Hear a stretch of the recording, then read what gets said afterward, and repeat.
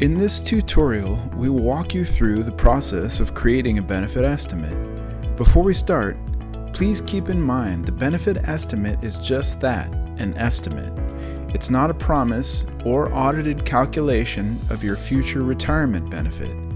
The benefit estimate is designed to help you plan for retirement, identify your options, and make an informed decision regarding a retirement date that's right for you. The estimate is created using information available to SBCERA at the time it's calculated. First, I'm going to show you our benefit estimate insert, which explains each section of the benefit estimate. If you go to www.sbcera.org/benefit estimate insert, you will see a PDF version. I suggest printing it out for this tutorial. That way you can reference it when you create your benefit estimate. Okay, so now let's get over to SBCERA's member portal, Member Direct. Hopefully you've watched our tutorial on Member Direct already and are familiar with logging in. If you haven't, please visit our YouTube channel at www.youtube.com/SBCERA.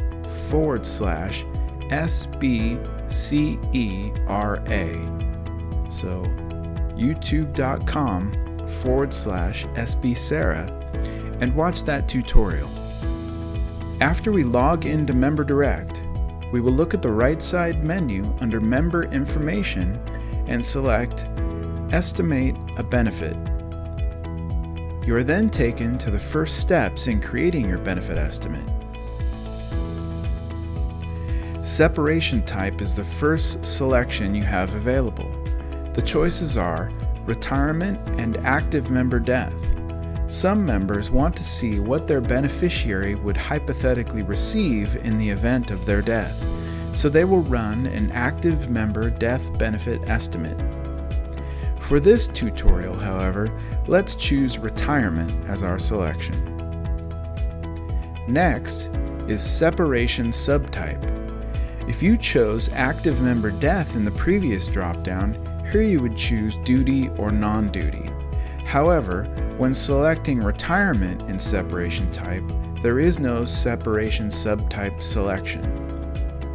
Alright, next up are two very important selections.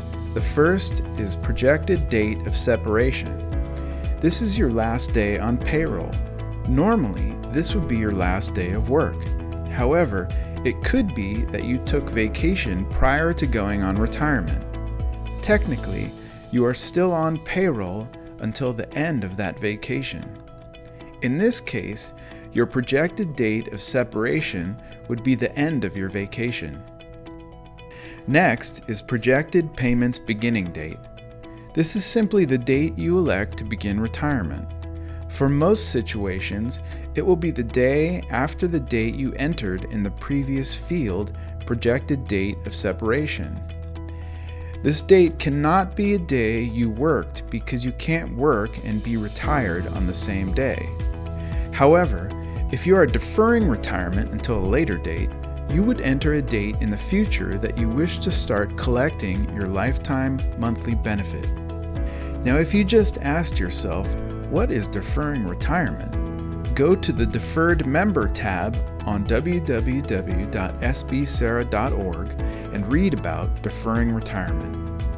After that selection, you are asked to enter the name of your beneficiary. Here is a good spot to direct you to our useful Retirement 101 section. One of our Retirement 101s is titled Choosing and Updating Beneficiaries. Do you know who your beneficiary is? Great. Let's return to our benefit estimate screen and enter that name. In the next dropdown, select their relationship to you and finally enter their date of birth. Click Next. So on this screen, you will see the projected employment service credit.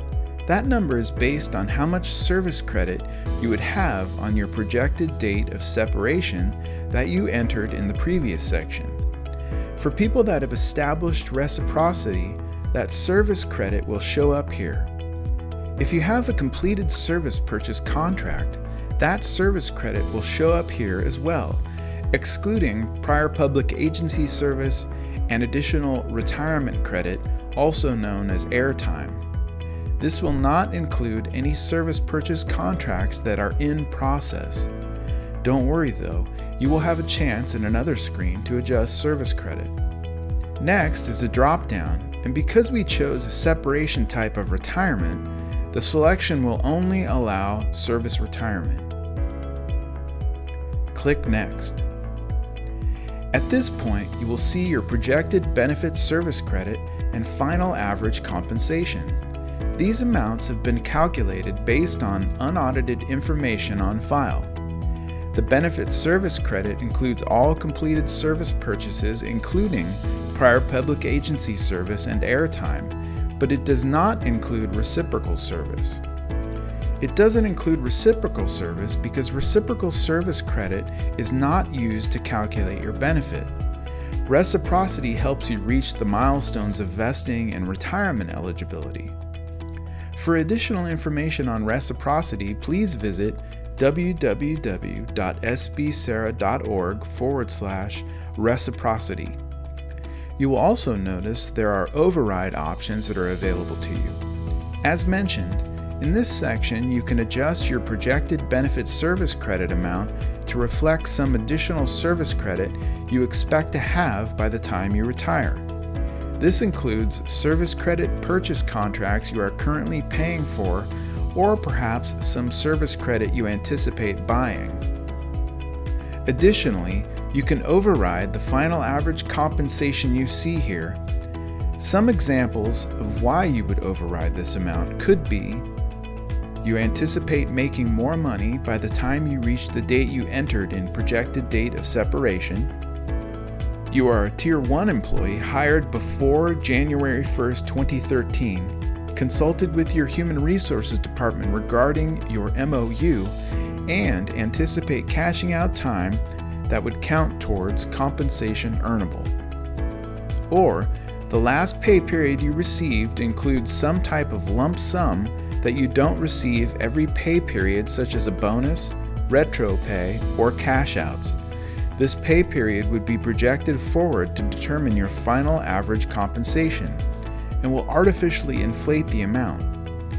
You would want to use override in this case to lower your final average compensation. So after entering any override amounts, you click Generate. After the benefit estimate has generated, you are automatically sent to the Benefit Estimate History page. The benefit estimate you just created will be at the top of the list, followed by any other benefit estimates you may have created before. Now you can review our benefit estimate insert at www.sbcera.org/benefit estimate insert.